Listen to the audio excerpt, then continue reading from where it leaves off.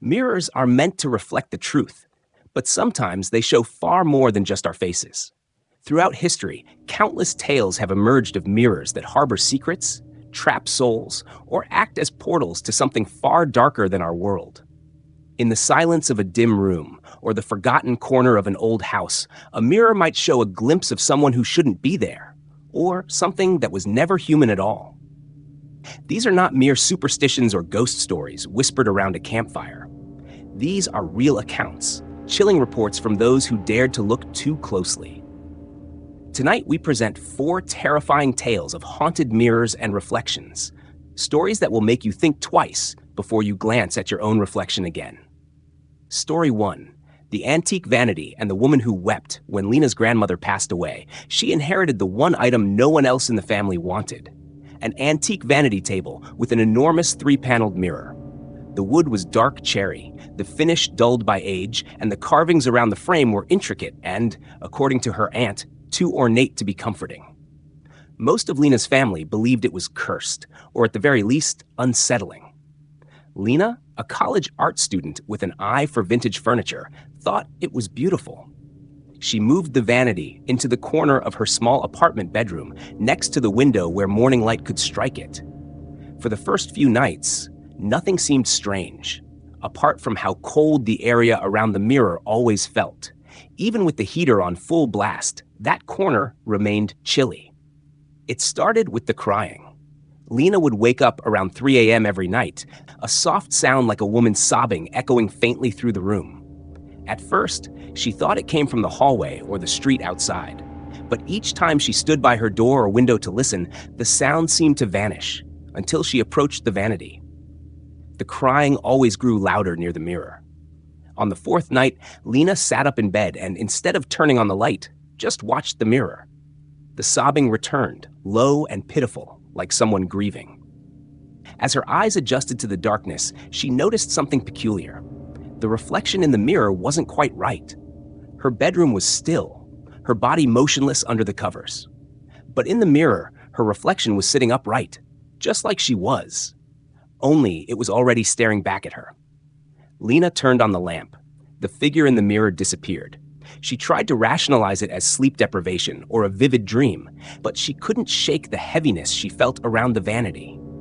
She even draped a bedsheet over the mirror, but every morning it would be pulled off and folded neatly on the stool. The real unraveling began the day Lena painted in front of the vanity. She often used the mirror to study lighting on faces for her portrait work. That morning, she felt particularly inspired and decided to sketch herself as she looked into the glass. But the reflection she saw wasn't her own.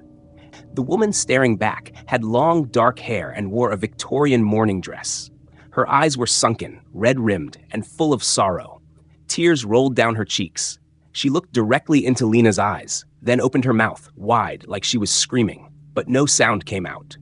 The image vanished when Lena blinked. That night, Lena dreamed of the woman. In the dream, she sat at the vanity, brushing her hair with long, deliberate strokes. There was a faint glow from a single candle. Then the woman whispered a name, Clara, and turned to face Lena with the same silent scream.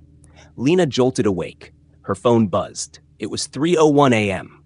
She got up and, without quite knowing why, walked to the vanity. In the mirror, instead of her reflection, the woman was sitting at the stool again. Her hands clutched a letter.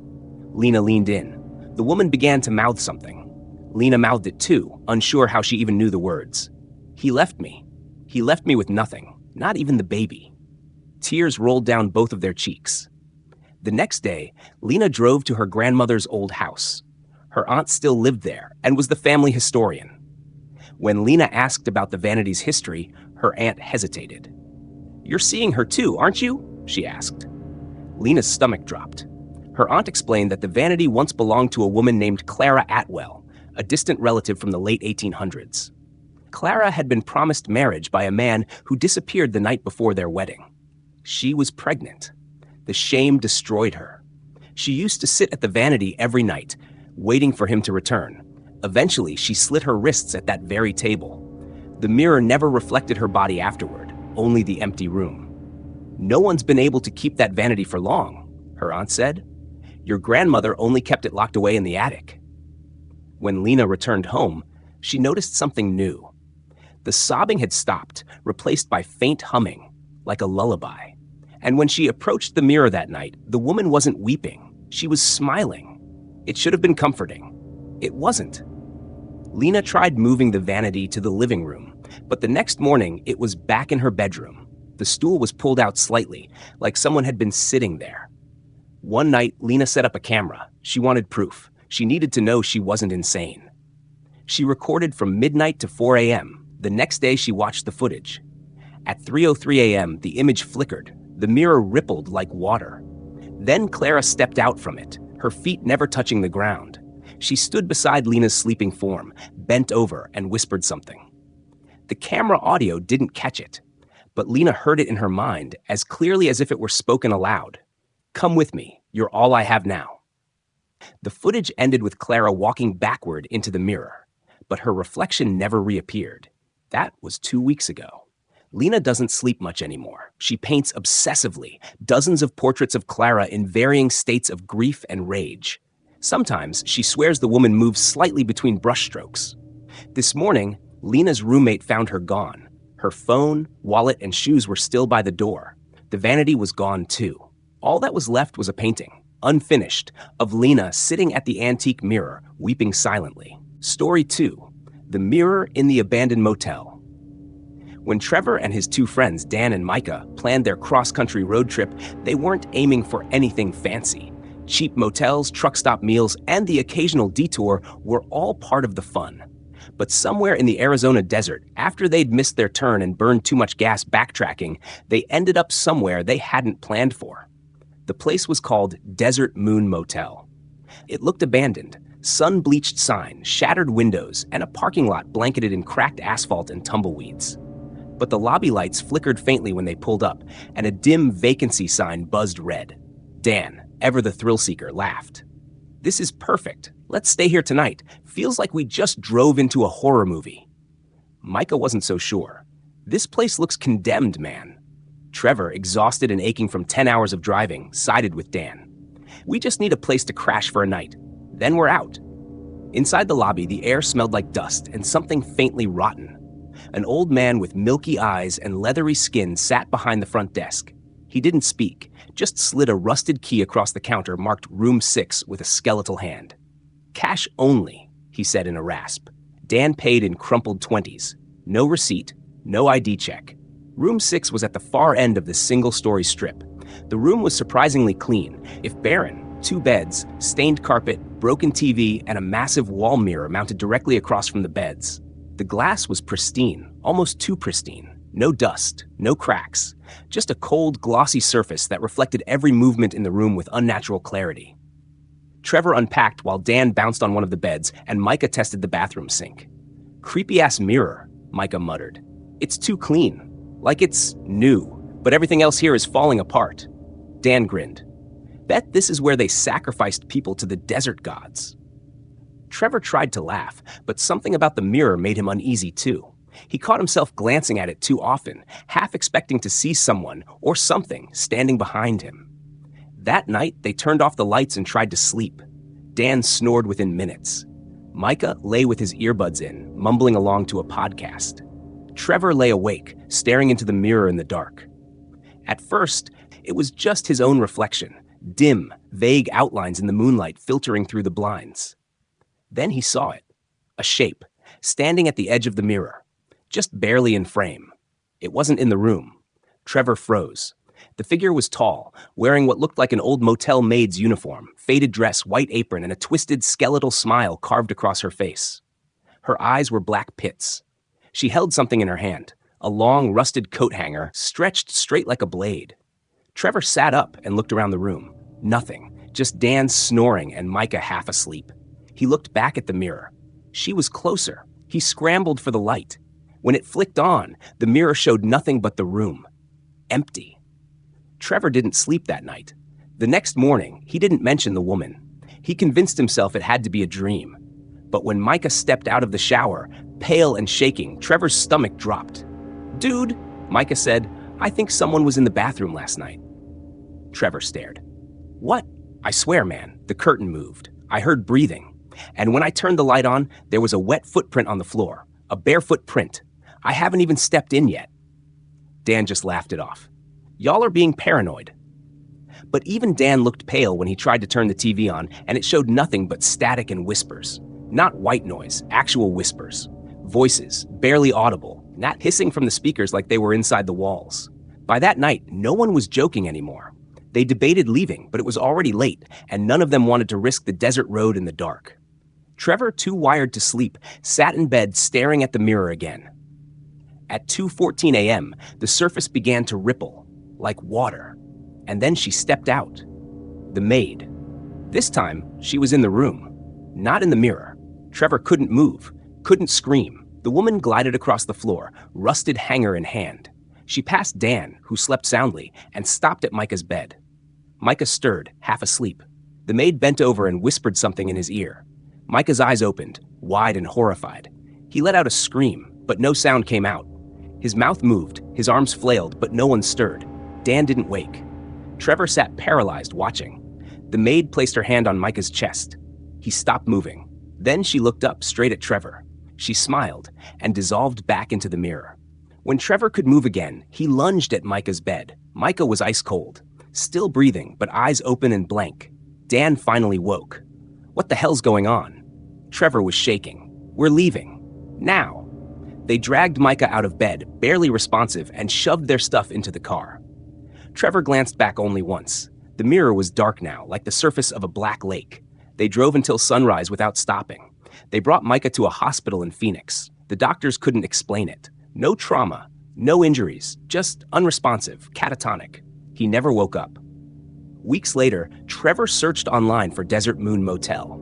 He found exactly one article, a faded blog post from 2004. It described the place as long abandoned after a string of violent events in the late 70s. One entry mentioned a maid named Lorena Valle who'd gone mad and killed 3 guests with a bent wire hanger before vanishing.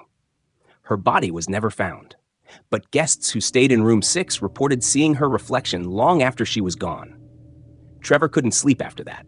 Sometimes even now, when he walks past reflective glass, he swears he sees her, waiting. Story 3. The family heirloom that reflected the dead. When Martha Langley inherited her great-grandmother's oak dresser mirror, she had no reason to suspect it was anything more than an antique passed down through generations. The frame was carved with twisting vines and roses, weathered to a dark, somber hue. Its reflective surface, though a little clouded with age, held a strange clarity. The mirror had survived fires, floods, and even a robbery that left most of the Langley estate looted. Yet the mirror remained untouched. Martha had never been close to her family. After the sudden death of her parents in a car crash when she was 16, she was raised by her distant Aunt Belinda, who treated her more like a house guest than kin. The inheritance came after Belinda passed away, alone and half mad, muttering about the watcher behind the glass. Martha chalked it up to senility. She was used to being alone, and the idea of owning something from her family's past, anything tangible, brought her a small, unexpected comfort.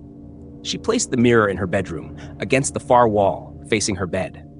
That first night, she woke up around 3:12 a.m., heart pounding. Her room was cold.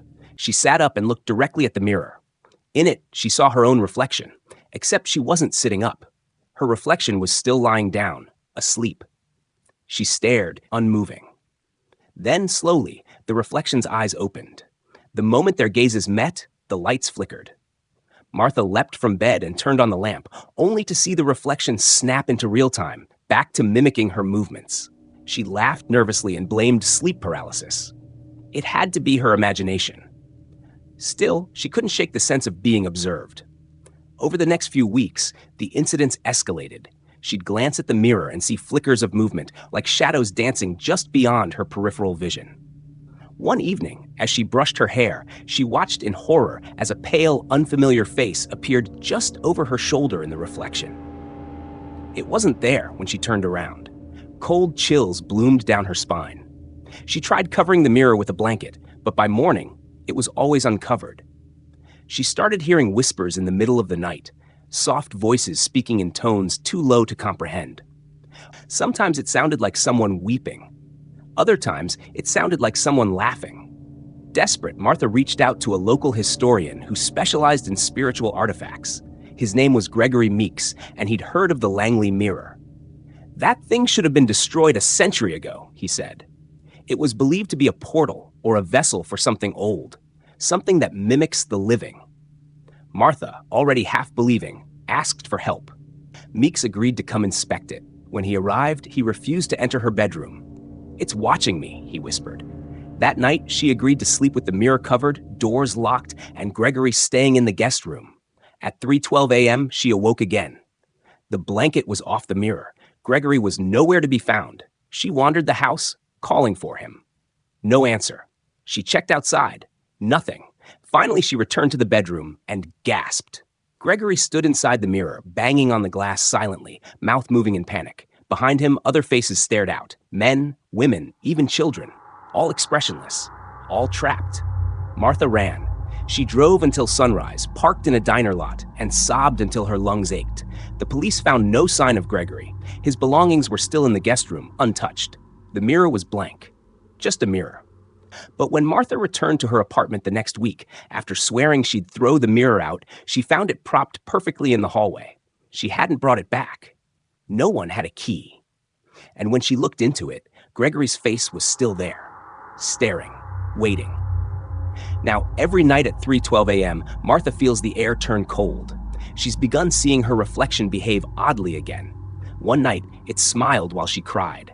Another, it whispered something she couldn't hear. She's afraid that soon the reflection will reach out, that it'll want to switch places, that maybe it already has. Story 4. The class shouldn't reflect.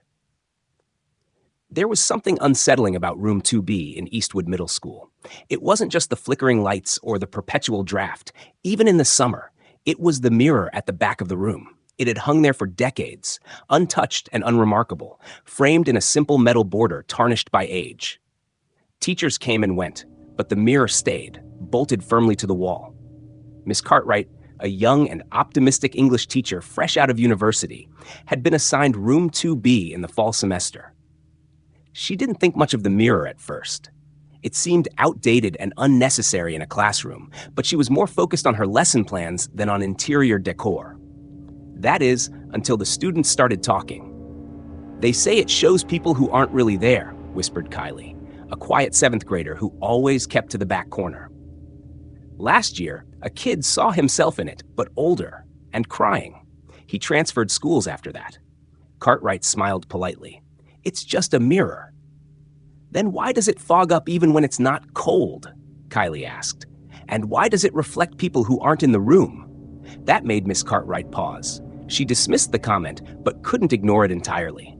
Over the next few weeks, she noticed oddities. The mirror often had smudges and streaks that reappeared minutes after she wiped them clean. Once, during a quiet reading period, she glanced at the mirror and saw a boy standing behind her, only to turn and find no one there. She tried not to let it get to her. Schools had their fair share of urban legends, after all. But then came the day of the parent-teacher conferences. As she prepared the classroom for the evening meetings, she noticed something strange. The mirror was foggy again. When she approached it to wipe it down, she saw something that froze her in place, rows of children in the reflection. Not the students from her class. They were older, paler, wearing outdated school uniforms. Their eyes were black, their expressions blank. She spun around. The room was empty. She didn't sleep that night. The next morning, she asked the janitor, Mr. Ellis, if he knew anything about the mirror. His response was immediate and grim. "That mirror should have been taken down years ago," he muttered. Back in '84, a teacher named Mr. Wiggins had this room. He started acting strange, talking to himself, covering the mirror with butcher paper, saying he saw things moving in it that didn't match the room. One day, during class, he looked into it and just started screaming. They found him curled in the corner, whispering something about the girl in the red dress. He never taught again. Miss Cartwright felt a chill. She remembered seeing something red in the corner of the mirror a few days earlier. A flicker, barely noticeable. She decided to cover the mirror herself.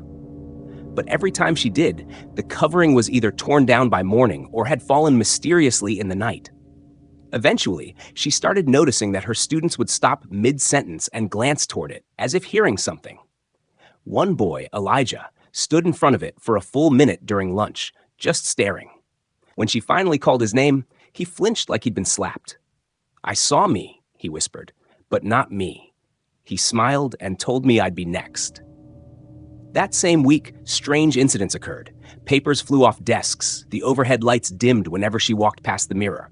But it was the dreams that truly began to unnerve her. Vivid, endless corridors of classrooms where every door led back to 2B, and every mirror reflected versions of herself screaming for help.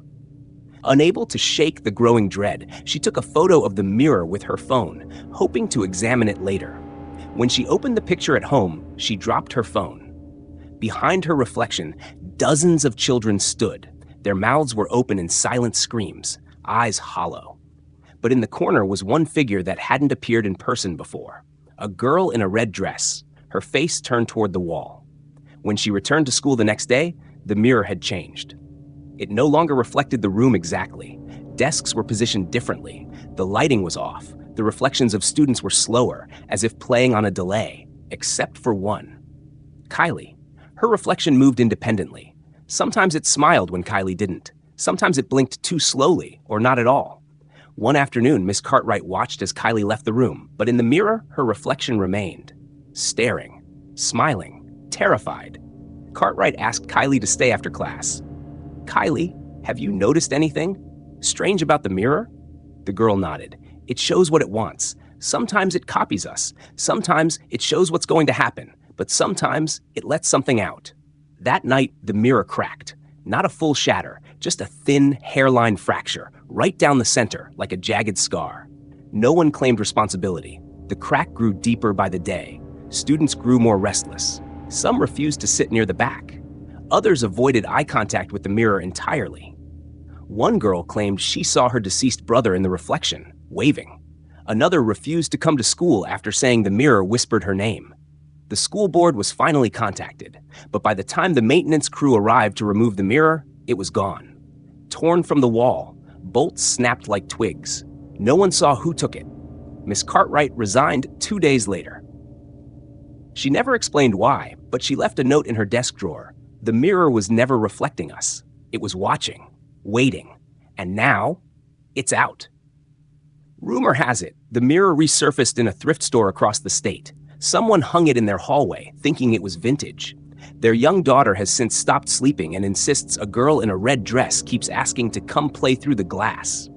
They say some reflections should never be seen, and some mirrors should never reflect. We often look into mirrors to see ourselves, but what if something else is looking back? The stories you've just heard are chilling reminders that reflections aren't always ours alone. Whether it's a cursed heirloom, a forgotten motel room, or a classroom that hides a dark truth, mirrors have a way of revealing what should stay hidden. Maybe next time, when you're alone and glance at your reflection, you'll wonder, is it really just you staring back?